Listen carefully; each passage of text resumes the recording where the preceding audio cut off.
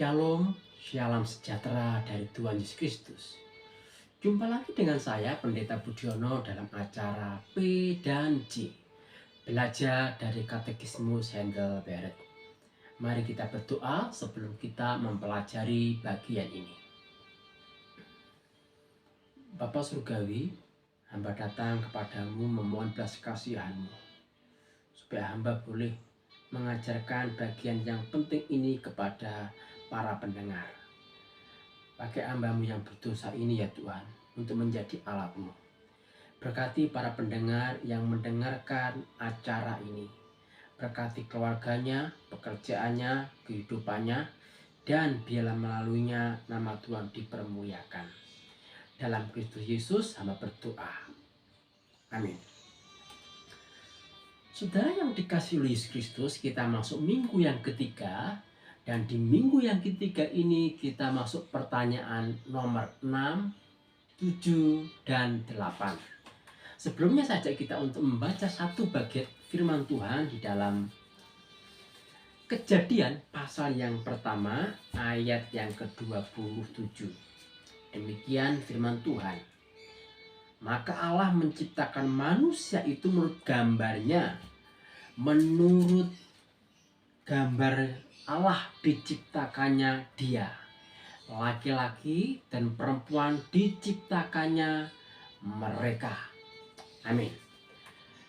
Saudara, di pertanyaan yang ke-6 ini berkenaan dengan gambar Allah. Pertanyaannya demikian. Apakah Allah telah menjadikan manusia begitu jahat dan buruk? Jawabannya, sekali-kali tidak.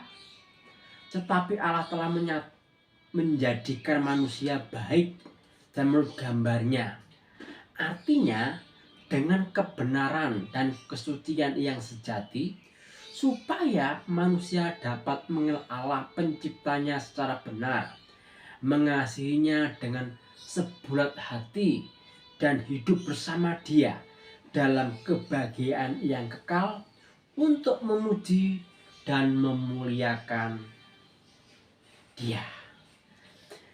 Saudara yang dikasihi oleh Yesus Kristus, kalau kita membaca pertanyaan yang ke-6 ini sebenarnya adalah pertanyaan retorik, yaitu dalam satu diskusi itu biasanya muncul pertanyaan untuk mengantisipasi lawan bicaranya, ya, kemungkinan akan ditanyakan oleh lawan bicaranya, maka dibuatlah pertanyaan lalu dijawab. Nah, ini kita dapati pertanyaan retorik ini juga ada dalam tulisan-tulisan Paulus. Ya, Paulus menggunakan pertanyaan retorik, ya, untuk mempertajam pemahaman pembacanya. Nah, saudara yang dikasihi Kristus, kalau kita melihat, ya, pertanyaan ini, apakah Allah telah menjadikan manusia begitu jahat dan buruk? Kita memahami dulu tentang kondisi manusia sebelum jatuh dalam dosa. Artinya kita harus melihat ke belakang bagaimana ketika Allah itu menciptakan manusia. Jadi pertanyaan yang ke-6 ini membawa kita untuk memahami sebelum manusia jatuh dalam dosa itu bagaimana sebenarnya. Ya. Pada mulanya Allah menciptakan manusia baik. Ya. Ini menunjukkan betapa jauhnya manusia itu jatuh dalam dosa. Ketika melihat keburukan kita, ketika melihat kejahatan manusia, maka kita akan dibawa begitu jatuhnya manusia itu dalam dosa, begitu terperangkapnya manusia itu dalam cengkraman si jahat. Karena kenyataannya bahwa manusia sebelumnya diciptakan Allah itu gambar rupa Allah, peta teladan Allah. Nah, berbicara tentang eh, apa itu gambar Allah, memang ada beberapa penjelasan. Misalnya penjelasan tentang fungsional atau eh, ontologis. Nah, biasanya ontologis itu membandingkan manusia dengan ciptaan yang lain. Ya, misalnya manusia itu mempunyai rasio, memiliki free memiliki kehendak, ya, memiliki freedom, ya, memiliki kebijaksanaan, dan tidak dimiliki oleh ciptaan yang lain. Itu biasanya penjelasan-penjelasan ontologis. Nah, tetapi tidak demikian. Katekismus Heidelberg ini menjelaskan begitu luar biasanya tentang siapa sebenarnya manusia itu sebelum jatuh dalam dosa. Ia menjelaskan begitu dalamnya, ya, tentang keadaan manusia itu. Manusia, ya, di sana dikatakan sekali-kali tidak, tetapi Allah telah menjadikan manusia baik menurut gambarnya, ya, baik dan menurut gambarnya. Artinya dengan kebenaran dan kesucian yang sejati. Nah, ini jawaban yang ditawarkan oleh Katekismus Heidelberg ini dalam sekali maknanya. Nah, manusia diciptakan dengan true righteousness, ya, kebenaran yang sejati, dan juga kekudusan yang sejati, ya, true holiness. Ini yang membuat manusia itu bisa mengenal Allah.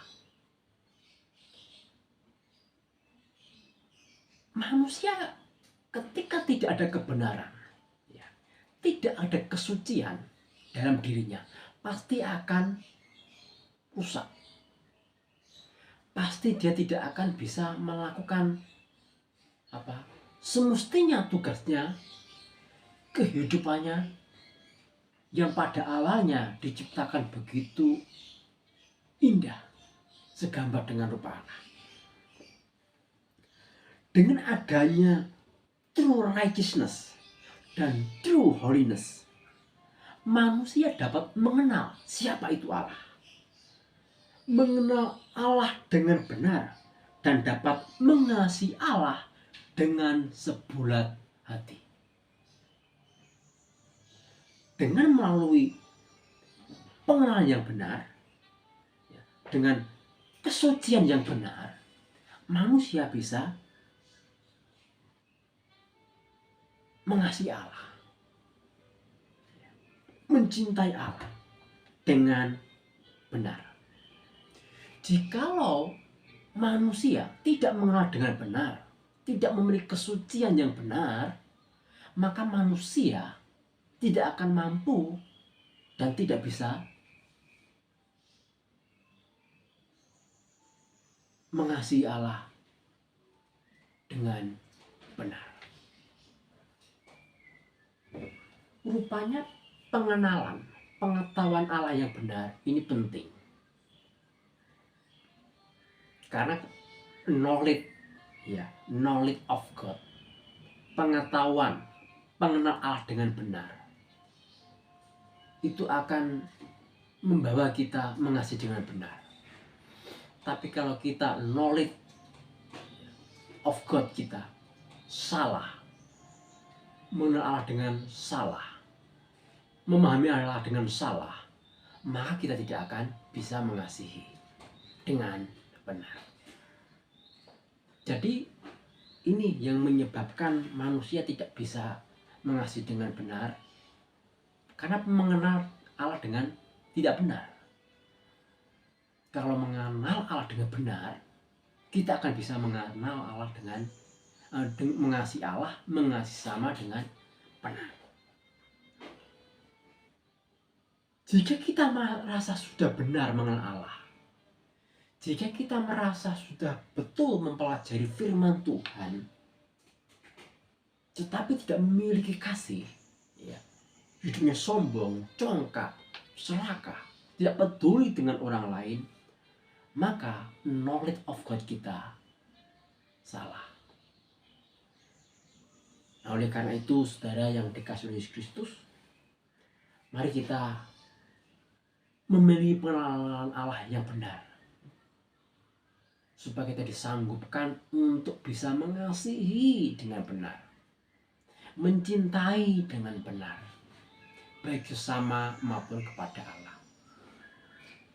Kiranya Tuhan menolong kita dan menyanggupkan kita untuk memiliki pengenalan yang benar dan mengasihi dengan benar. Shalom.